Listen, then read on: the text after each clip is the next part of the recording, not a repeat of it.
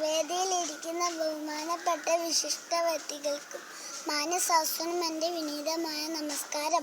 ഞാനിവിടെ പറയാൻ പോകുന്നത് ഇന്ത്യയുടെ സ്വാതന്ത്ര്യത്തിന് വേണ്ടി പോരാടിയ രണ്ട് മഹത് വ്യക്തികളായ മഹാത്മാഗാന്ധിയെയും ജവഹർലാൽ നെഹ്റുവിനെയും കുറിച്ച് ഏതാനും ചില വാക്കുകളാണ്. ഇന്ത്യയുടെ രാഷ്ട്രപിതാവായ മഹാത്മാഗാന്ധി ഗുജറാത്തിലെ പോർബന്ദറിൽ ജനിച്ചു. 1893 ദക്ഷിണാഫ്രിക്കയിലെത്തിയ ഗാന്ധിജി വർണ്ണവിവേചനത്തിനെതിരെ ശക്തമായി പോരാടി. സ്വാതന്ത്ര്യ സമര നായകനായ ഗാന്ധിജി ഇന്ത്യൻ ജനതയെ മുഴുവൻ നയിച്ച് സ്വാതന്ത്ര്യത്തിലേക്ക് എത്തിച്ചു. 1915 മുതൽ ഇന്ത്യയിൽ സ്ഥിരതാമസമാക്കി. 1917 ബീഹാറിലെ ചമ്പാരനിൽ സത്യാഗ്രഹ സമരം നടത്തി വിജയിച്ചു. 1920 ഇന്ത്യൻ നാഷണൽ കോൺഗ്രസിന്റെ അനിഷേധ്യ നേതാവായി. 1928 ബർദോളി സത്യാഗ്രഹം നയിച്ചു. 1930 ഡണ്ടി മാർച്ച് നടത്തി.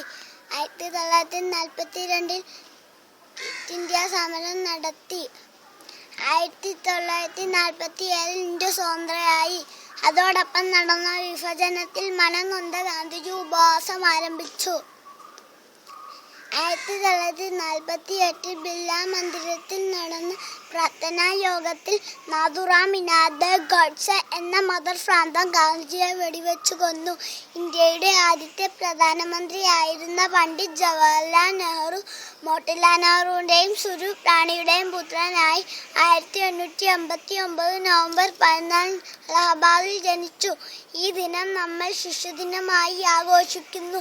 അദ്ദേഹത്തിന് റോസാപ്പൂക്കളെയും കുട്ടികളെയും വളരെ ഇഷ്ടമായിരുന്നു. സ്നേഹപൂർവ്വം അദ്ദേഹത്തെ നമ്മൾ ചാച്ചാജി എന്ന് വിളിക്കുന്നു.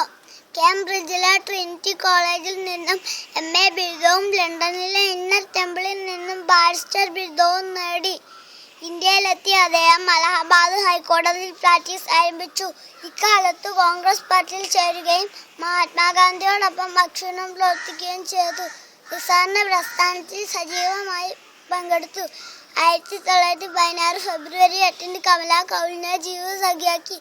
1923 കോൺഗ്രസിന്റെ ജനറൽ സെക്രട്ടറിയായി. 5 തവണ ഇന്ത്യൻ നാഷണൽ കോൺഗ്രസിന്റെ അധ്യക്ഷനായി.